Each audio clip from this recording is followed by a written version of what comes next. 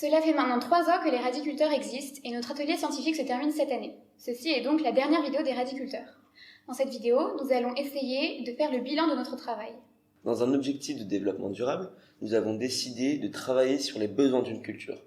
Pour cela, nous avons décidé de réaliser des expériences sur les radis, parce que c'est une plante qui pousse rapidement et qui nous permet d'obtenir de nombreux résultats. Dans la première partie de cette vidéo, nous allons vous présenter quelle a été notre démarche générale pour nos expériences. Notre démarche a été la suivante. La première étape était à chaque fois de réfléchir à une problématique. Par exemple, la présence d'une serre améliore-t-elle la production de radis ?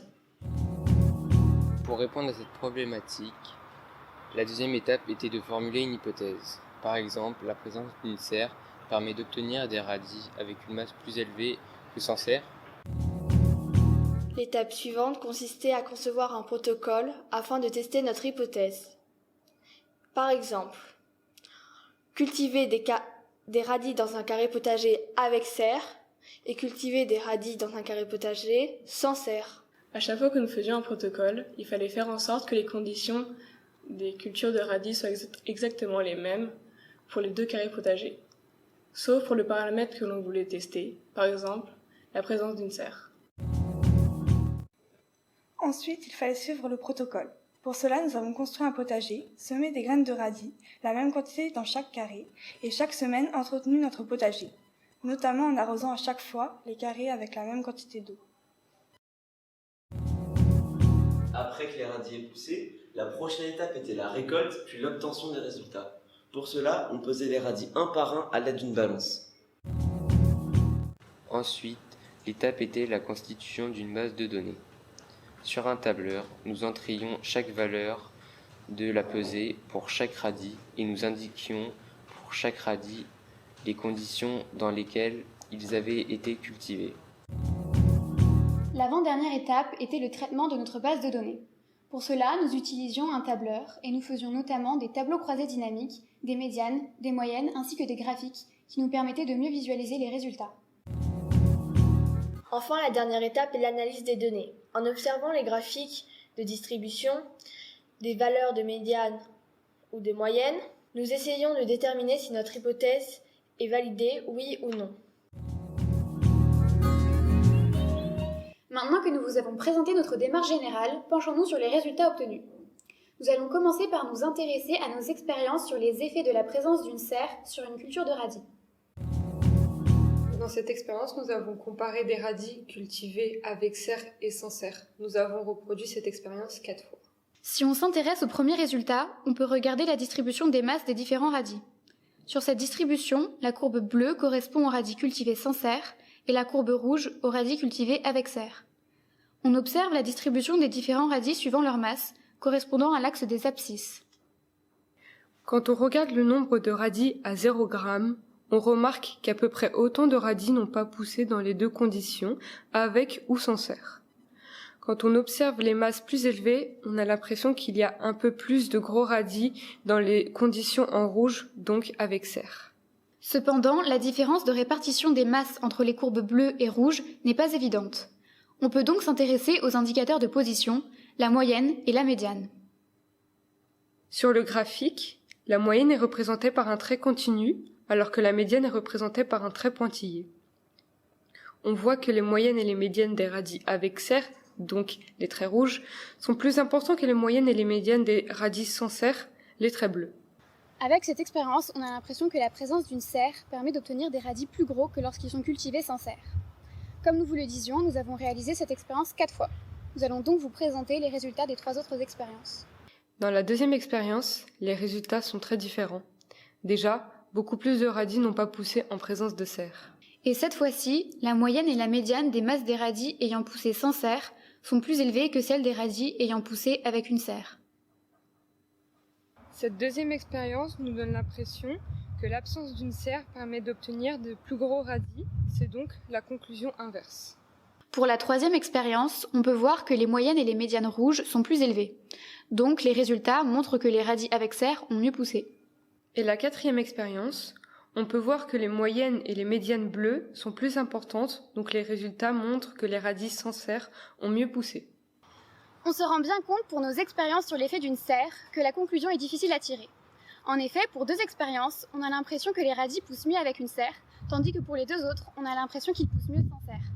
On peut donc se demander si les différences de résultats sont significatives ou pas. En gros, pour nos radis, la présence d'une serre n'a pas changé grand-chose. Intéressons-nous maintenant aux autres expériences que nous avons menées. Nous avons réalisé l'expérience sur l'effet d'un arrosage goutte à goutte. Pour ça, on a cultivé et comparé des radis avec arrosage goutte à goutte et des radis sans arrosage goutte à goutte. On a répété cette expérience 4 fois. Regardons tout de suite les résultats. Les courbes et les traits bleus correspondent aux radis ayant poussé sans arrosage goutte à goutte, et les courbes et les traits rouges correspondent aux radis ayant poussé avec arrosage goutte à goutte. On voit que pour 2 expériences, ici CD et GH, les radis ont mieux poussé avec goutte à goutte. Alors que pour les expériences ici, AB et EF, les radis ont mieux poussé sans goutte à goutte. Là aussi, on se rend compte que la conclusion est difficile à tirer, parce que dans 2 expériences, on a l'impression que les radis poussent mieux avec le goutte à goutte, tandis que dans 2 autres expériences, on a l'impression que les radis poussent mieux sans goutte à goutte. Encore une fois, pour nos radis, la présence d'un goutte à goutte n'a sans doute pas changé grand-chose. Maintenant, concernant nos expériences sur l'effet de la quantité d'eau d'arrosage reçue par nos radis. Donc, pour ça, on a comparé et cultivé des radis ayant reçu 16 mm d'eau par semaine avec des radis ayant reçu 24 mm d'eau par semaine. Pour cette expérience aussi, on a recommencé cette expérience 4 fois. Les courbes et traits bleus correspondent aux radis ayant poussé avec 16 mm d'eau par semaine et les courbes et traits rouges correspondent aux radis ayant poussé avec 24 mm d'eau par semaine. Ici, pour toutes nos expériences, on observe que les moyennes et les médianes en bleu sont plus importantes que les moyennes et les médianes en rouge. Donc, pour nos 4 expériences, les radis ont globalement mieux poussé avec 16 mm d'eau par semaine qu'avec 24 mm d'eau par semaine. Cela voudrait dire qu'il n'y aura pas besoin de trop arroser les radis. Cependant, comme la différence entre les résultats n'est pas si importante, on pourrait se demander si les résultats sont significatifs. Enfin, nous avons également réalisé une expérience pour tester l'effet de la quantité d'engrais reçus sur la masse des radis. Dans cette expérience, nous avons cultivé des radis dans 4 conditions. Dans un premier carré potager, on n'a pas mis d'engrais. Dans un deuxième carré potager, on a mis une demi-dose d'engrais, soit 10 ml par litre d'eau par semaine. Dans un troisième carré potager, on a mis une dose d'engrais, soit 20 ml par litre d'eau par semaine. Et dans un dernier et quatrième carré potager, on a mis le double d'une dose d'engrais, soit 40 ml par litre d'eau par semaine. Observons les résultats de cette expérience.